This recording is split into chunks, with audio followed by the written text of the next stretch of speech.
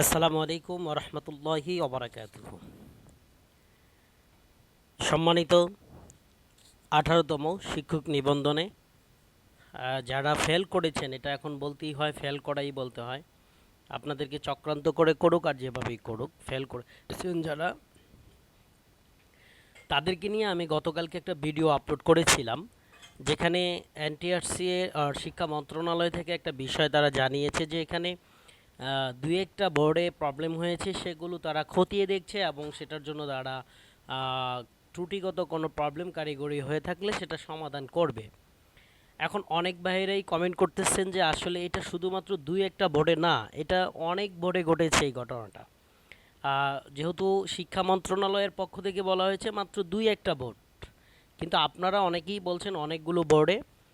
তো তথাপি আমি সেই ভিডিওটা আপলোড করেছি এবং আপনারা অনেকে কমেন্ট করেছেন যে ভাই আসলে এটা অনেক বোর্ডেই এরকম করেছে। তো আমি এই ভিডিওটার মাধ্যমে মেসেজ দিতে চাচ্ছি এনটিআরসি কিংবা শিক্ষা মন্ত্রণালয়ের কর্মকর্তারা, কেউ যদি দেখে থাকেন আমার এই ভিডিওটা, অথবা আপনারা প্রচুর পরিমাণে যদি শেয়ার করেন, লাইক কমেন্ট করেন, তাহলে তাদের কাছে অবশ্যই পৌঁছাবে।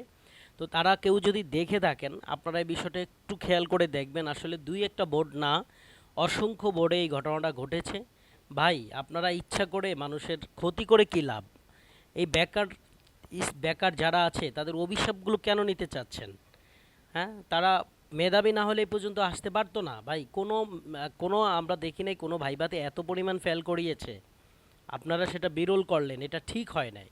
যাই হোক, এই ভিডিওটা মানে আপলোড করার আগেই আমি একটু কথা বলে রাখি। আমার আগের ভিডিওটা আপলোড করার পর না আমাকে দুই একজন হুমকি দামকি দিচ্ছে, যারা 18তম নিবন্ধনে পাশ করেছে তাদের পক্ষ থেকে আমাকে হুমকি দেওয়া হচ্ছে। তারা আমাকে দালাল বলছে, কত কিছু বলছে। আরে ভাই, আমিও তো একজন শিক্ষক, তাই বলে কি আমি অন্য একজনকে নিয়ে উল্টাপাল্টা কথা বলবো? তারা কি মেধাবী নয়? মেধাবী না হলে তারা রিটেন পাস করে আসছে কিভাবে? হ্যাঁ, পিলি পাস করে আসছে কিভাবে? ফাজলামি করো। ভিডিওটা অবশ্যই ভাই যথেষ্ট পরিমাণ শেয়ার করবেন, যাতে এটা কর্তৃপক্ষের কাছে গিয়ে পৌঁছায় ইনশাআল্লাহ।